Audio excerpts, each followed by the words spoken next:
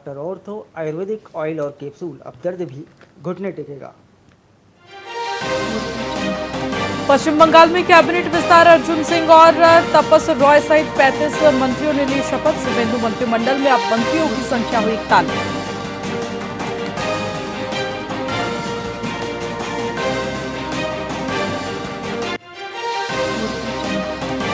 गुरुग्राम में सीएम नायब सैनी ने कांग्रेस पर साधा निशाना, कहा स्वार्थ के लिए राज करने वालों को जनता ने नकारा, भाजपा ही असली जनहित की सरकार।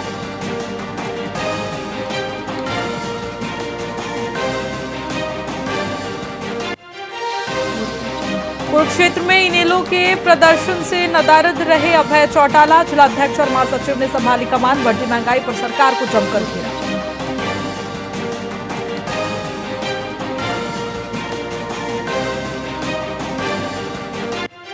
पानीपत संयुक्त व्यापार मंडल का प्रशासन के खिलाफ मोर्चा, पालिका बाजार के दुकानदारों को मलिकाना हक दिलाने की मांग को लेकर विधायक प्रमोद विज से की मुलाकात।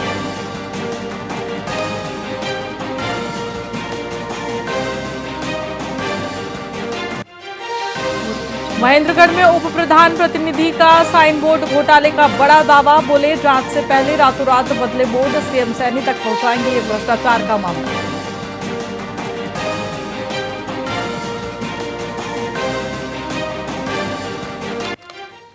नमस्कार, मैं आपके साथ खुशी गोस्वामी। वीआईपी न्यूज में आप सभी का बहुत बहुत स्वागत है। रुक करेंगे खबरों की ओर। प्रदेश के निजी अस्पताल आयुष्मान भारत और चिरायु हरियाणा योजनाओं के तहत लंबित भुगतान और कम पैकेज दरों के विरोध में 5 जून से आंदोलन की राह पर है। इंडियन मेडिकल एसोसिएशन के आह्वान पर करीब 600 निजी अस्पताल लगभग 400 करोड़ रुपए के बकाया भुगतान की मांग कर रहे हैं। भुगतान नहीं होने से अस्पताल प्रबंधन की मुश्किलें बढ़ गई है। यदि आंदोलन शुरू होता है तो आयुष्मान और चिरायु योजनाओं के तहत निजी अस्पतालों में इलाज करा रहे मरीजों को गंभीर दिक्कतों का सामना करना पड़ सकता है। डॉक्टर सुनील चेची ने कहा कि सरकार 5 जून से पहले मांगे पूरी करे, वरना आंदोलन स्थगित नहीं होगा।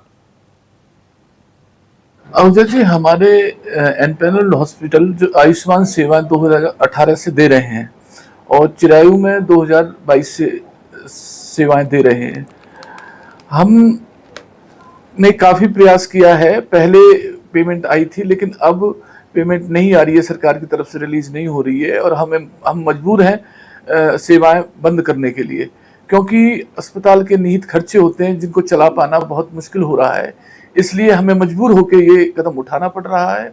हम 5 तारीख से ये सेवाएं नहीं दे पाएंगे, जिसके लिए हम मजबूर हो चुके हैं। हम सरकार से गुजारिश करते हैं कि हमें जो पैसा है वो रिलीज किया जाए। ये एग्जैक्ट फिगर मैं बता पाऊंगा कि अराउंड 400 करोड़ के आसपास का पैसा जो लंबित पड़ा हुआ है। तो मान के चले 5 जून से अगर आपकी सरकार से वार्ता हो जाती है, सकारात्मक कहीं बातचीत हो जाती है, तो 5 जून को हो सकता है कि आप ये आंदोलन रद्द भी कर सकते हैं। अगर सकारात्मक बातचीत होती है, हम फिर अपना ये सेवाएं जारी रखेंगे। फरीदाबाद में इंडियन नेशनल लोकदल के कार्यकर्ताओं ने बढ़ती महंगाई के खिलाफ जोरदार प्रदर्शन किया। सेक्टर 12 स्थित लघु सचिवालय में जमा हुए कार्यकर्ताओं ने सरकार के खिलाफ जमकर नारेबाजी की और महंगाई पर तत्काल नियंत्रण की मांग की। उन्होंने कहा कि पेट्रोल, डीजल और रसोई गैस की कीमतों में लगातार वृद्धि से आम जनता का जीवन दूभर हो गया है। वहीं रोजमर्रा की जरूरत की चीजों के दाम आसमान छू रहे हैं, जिससे गरीब, मजदूर, किसान और मध्यम वर्ग का हर वर्ग प्रभावित है। वहीं इनेलो नेताओं ने जिला उपायुक्त के माध्यम से सरकार को ज्ञापन सौंपकर महंगाई कम करने और जनता को राहत देने की अपील की। उन्होंने चेतावनी दी है कि यदि सरकार ने जल्द ही प्रभावी कदम नहीं उठाया तो आंदोलन और तेज होगा।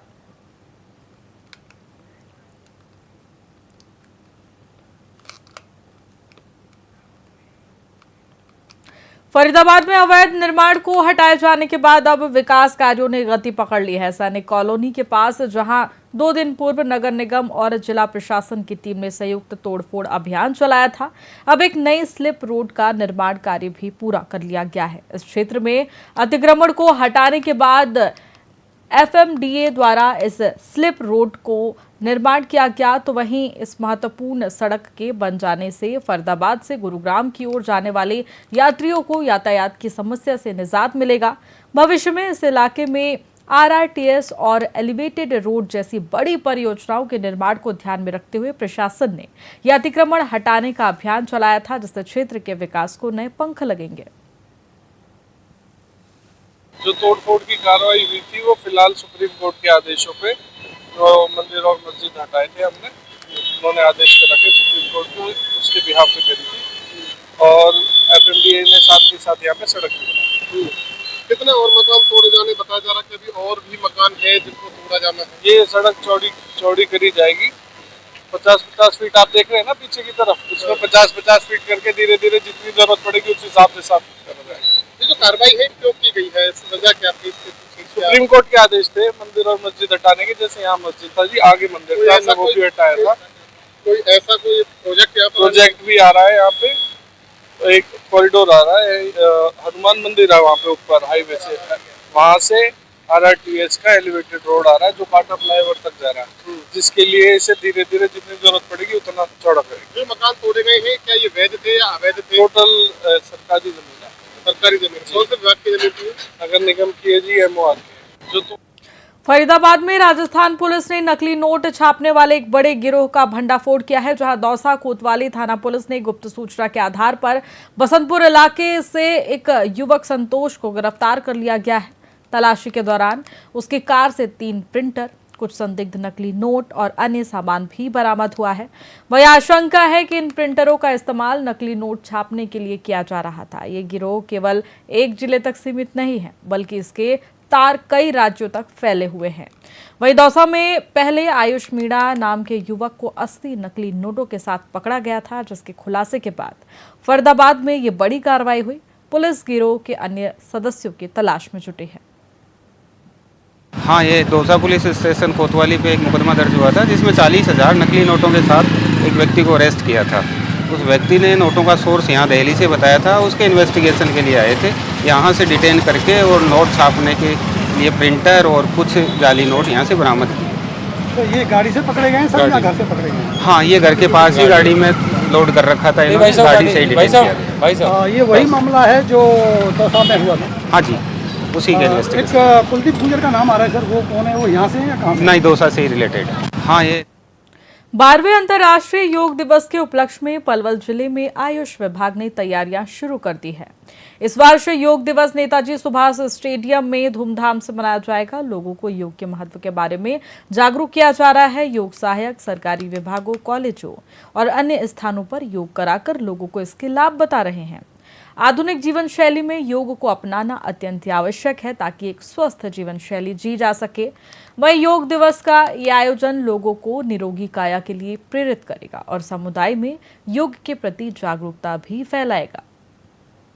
पिछले सालों की तरह से इस साल भी आयुष विभाग पलवल और हरियाणा योग आयोग के साथ मिलकर के उनकी देखरेख में ये प्रोग्राम 21 जून की तैयारी के ताल्लुक से चल रहा है और पूरे ज़िले भर में 18 मई से ये प्रोग्राम शुरू है। 18, 19, 20 को यहाँ पे डीपीआई, पीटीआई वगैरह को प्रशिक्षण दिया, ट्रेनिंग दी और उसके बाद 21, 22, 23 को इन लोगों ने पूरे ज़िले के स्कूल्स में ये प्रोग्राम कराया और ट्रेनिंग दी। और इसी तरीके से ये लगातार प्रोग्राम चल रहा है। जैसे जैसे आदेश मिलते जा रहे हैं उसके हिसाब से हमारी पूरी पलवल की टीम डीसी सर की देखरेख में और हरियाणा योग आयोग के की देखरेख में मुसलसल चल रही है। पिछले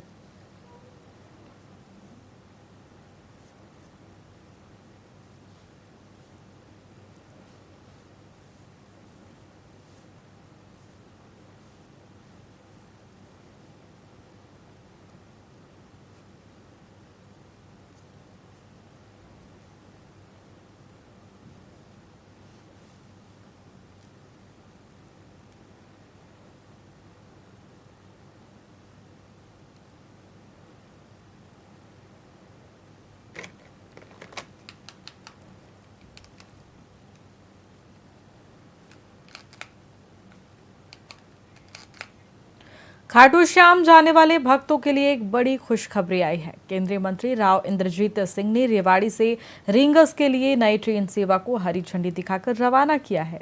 ये ट्रेन विशेष रूप से शनिवार और रविवार को संचालित होगी, जिसमें दिल्ली, रेवाड़ी, पटौदी, गुड़गांव, नारनौल और अटेली क्षेत्रों के हजारों श्रद्धालुओं को सीधे खाटू श्याम पहुंचने में सुविधा होगी। वर्तमान में चल रही दिल्ली रेवाड़ी दैनिक सेवा का विस्तार रींगस तक किया गया है, तो वहीं इससे भक्तों की प्रशिक्षित मांग पूरी हुई है। ये नई द्विसाप्ताहिक पैसेंजर सेवा वीकेंड पर यात्रा करने वालों के लिए एक बेहतरीन विकल्प साबित होगी। उसको आगे तक बढ़ा दिया है, रींगस तक पहुंचा दिया है। ये फैसला आज चालू हो गया, मतलब अब ये पैसेंजर ट्रेन दिल्ली से रेवाड़ी और रेवाड़ी से रींगस तक जाएगी और वापस ही इसी तौर के ऊपर आएगी। और मेरे ख्याल से ये अच्छी सुविधा है जो राजस्थान के लोगों को भी और दिल्ली से जाने आने वाले को भी उपलब्ध होगी। सर ये डेली चलेगी या? हाँ, डेली चलेगी। पहले ये सोमवार और रविवार थी, नहीं अब डेली है और ये रींगस तक है, उसको आगे तक। फिलहाल खबरों में इतना ही। बने रहिए हमारे साथ VIP न्यूज पर। नमस्कार।